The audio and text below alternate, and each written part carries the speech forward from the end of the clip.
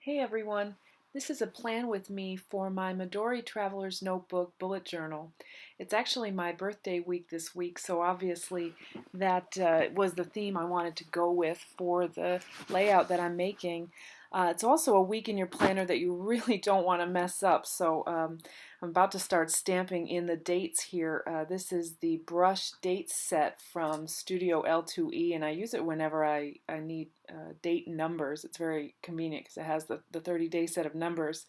But I'm using the Color Theory chalk ink from Studio Calico, and I think on the Tomoe River paper here in the Midori notebook, it's a little bit slow drying. So you'll see in a minute here, I smudge the ink, and it's like right on my birthday day in the planner. It's like basically the worst place you could get an ink smudge if you're, really into your planner looking nice. So this video is a little bit about how you can kind of overcome a mistake. So here's where it happens. I used this palette knife to cut the washi, and the palette knife had picked up the ink, and so it made a smudge there on Wednesday. Aside from using that birthday gift washi, I hadn't really made a theme for what this week was going to be, so I immediately just started kind of flail reaching for stickers, and I happened upon this old Pop Fizz paper monthly kit. I think it was like from May or June. It's a floral theme, like a spring theme. But I thought the colors would go well with the birthday gift washi, and that was my first instinct for what I was going to do about the ink smudges, was to cover them up with a large sticker for the birthday and for the Halloween. And I also used a little bit of whiteout and my white Jelly Roll pen. I can kind of draw over the smudged ink to re-whiten it. It's a little hard because the paper in this journal, it's actually ivory colored. It's off white. So whiteout isn't a great fix because it's too white for the paper. I wish there were cream colored whiteout. Maybe I should invent that.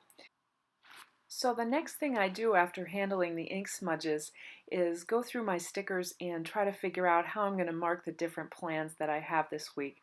Obviously, I have to mark the fact that it's my birthday and Thanksgiving. I'm also running in a 10K over the weekend, so I knew I had some holiday seasonal stickers here in a folder. I keep these, all the samplers I get from my sticker orders, I keep them tucked into my journal, so I have some to-go stickers because I do carry this planner with me all the time. So what I'm just doing here is going through my stickers, my stamps, etc. to mark off everything that I have going on this week. This is a fitness planner set, planner stamp set from Bella Creations. They have a little 10K icon that I used along with the legs with leggings off a sampler from Oh Hey Sticker Co. Sorry. I used her little planner there too. I like to have a list so I can start my forward planning. I almost always have a plan next week section in my layout. The checklist there, the purple one, is from a sampler from Sugary Gal's shop. That actually came with the Pop Fizz paper kit, the main kit that I'm using now for this spread. That's was one of the kits that came with the other contributing shops stickers that kind of went along with the theme.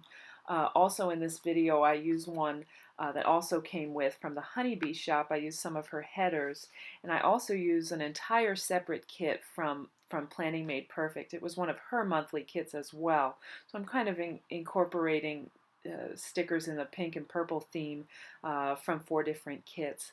The day off stickers that I end up using here, those little flags, are from Adriana Piper's store on Etsy. That weekend banner is also from Oh Hey Sticker Co. I really like her kind of aesthetic. I like the bright colors, and I like the brush lettering there on that weekend banner. I don't always use a weekend banner when I plan with this horizontal week on one page layout, but it seemed fun to go with this decoration theme, and also it seems like it'll be a fun weekend, so I thought it was worth calling attention to the fact that it's the weekend more so than I normally do. I ended up changing the way that I decided to mark Thanksgiving. The acorn was cute, but I found this Be Grateful sticker on the Planning Made Perfect kit, and I just thought it went with the colors better, and of course it was appropriate for the sentiment of Thanksgiving. So I ended up pulling up that acorn sticker, which was off just a random sampler from my deep stash, and I don't know where. Maybe I'll have to use the acorn in a different planner. So that to-do header on the right-hand side, that was the one that was going to come from the Honeybee shop. What I do here on the right-hand side of my layout of the week on one page with notes layout, the notes, I do like to divide it up into smaller sections that are functional to me. Either I put to-dos there that aren't tied to a specific day. They're kind of general to-dos that I want to get done sometime in the week. I also like to have, sometimes I do a grocery list section on that right-hand side. As I mentioned before, future planning, reminders, notes, that type of thing. So I use some headers on the right-hand side to help section it off.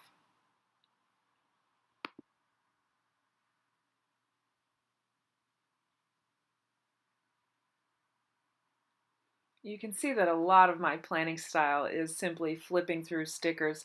I usually don't start with a real strong vision of what I'm going to do in my planner before I begin. Even when I'm using a kit, I don't necessarily always lay down the kit stickers the same way every time. So a lot of the challenge of planning for me is to sit down when I'm doing it and conceptualize how my plans for the week can be laid out in the space that I have with the stickers that I have. So on that reminder section there on the right hand side, I included the header from Planning Made Perfect with the banner from Pop Fizz Paper and made sort of a layered sticker checklist.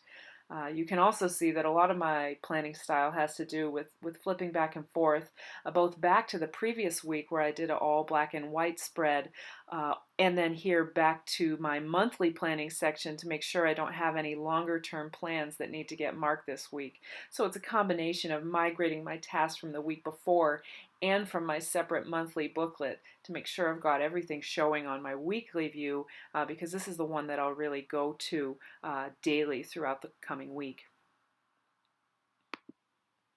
One of the last little steps I do here is make a section for errands using another stamp set from Bella Creations.